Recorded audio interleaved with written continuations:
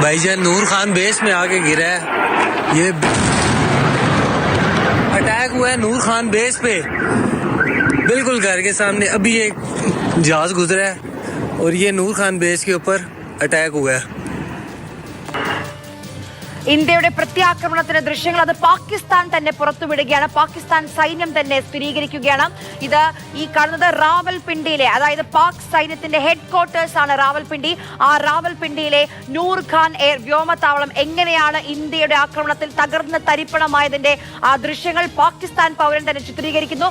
പാകിസ്ഥാൻ മാധ്യമങ്ങൾ തന്നെ പുറത്തുവിടുന്നു. പാകിസ്ഥാൻ സൈന്യം ആ ആക്രമണം സ്ഥിരീകരിക്കുകയും ചെയ്യുകയാണ്. പാകിസ്ഥാന്റെ സൈനിക തലസ്ഥാനമാണ് ഇസ്ലാമാബാദിന്റെ തലസ്ഥാനമായ ഇസ്ലാമാബാദിന്റെ ഇരട്ട നഗരം എന്നാണ് റാവൽപിണ്ടി അറിയപ്പെടുന്നത്. റാവൽപിണ്ടിയിലെ പാകിസ്ഥാന്റെ സൈനിക ഹെഡ് ക്വാർട്ടേഴ്സിന്റെ അടുത്ത്, വളരെ അടുത്ത് 2-3 കിലോമീറ്റർ ചുറ്റളവിലാണ് നൂർ ഖാൻ ബേസ് ഉള്ളത്. പാകിസ്ഥാന്റെ റാവൽപിണ്ടിയിലെ നൂർ ഖാൻ ബേസ് ഇന്ത്യൻ മിസൈലുകൾ ആക്രമിച്ചിരിക്കുന്നു.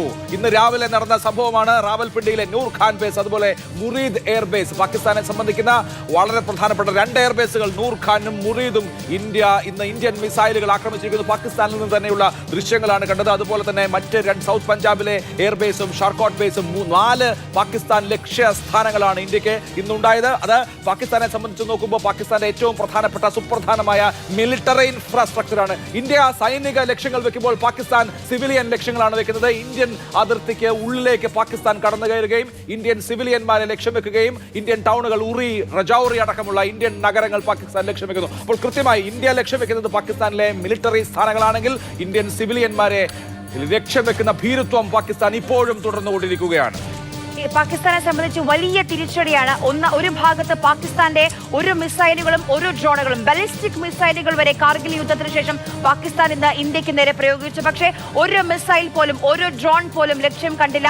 നമ്മുടെ റഡാർ സംവിധാനങ്ങൾ എങ്ങനെയാണ് പ്രവർത്തിക്കുന്നത് അറിയാൻ വേണ്ടിയുള്ള ഡ്രോണുകൾ, പക്ഷെ അതിനെയെല്ലാം തകർത്ത് തരിപ്പണമാക്കുന്ന നമ്മുടെ വ്യോമ പ്രതിരോധ സംവിധാനങ്ങളാണ്. അതിന്റെ കരുത്താണ് പാകിസ്ഥാന്റെ സൈന്യം ഇന്ന് തിരിച്ചറിഞ്ഞിരിക്കുന്നത്. പാകിസ്ഥാന്റെ ഒരു ഡ്രോൺ പോലും, ഒരു മിസൈൽ പോലും ലക്ഷ്യം കണ്ടിട്ടില്ല. അത് ഏറ്റവും പ്രധാനപ്പെട്ട കാര്യമാണ്. പാകിസ്ഥാൻ സൈന്യത്തെ സംബന്ധിച്ച് വലിയ തിരിച്ചടി. മറുഭാഗത്ത് ഇന്ത്യയുടെ പ്രത്യാക്രമണം അത് ഗത്യന്തരമില്ലാതെ പാകിസ്ഥാൻ സൈന്യത്തിന് തന്നെ സ്ഥിരീകരിക്കേണ്ടി വരികയാണ്.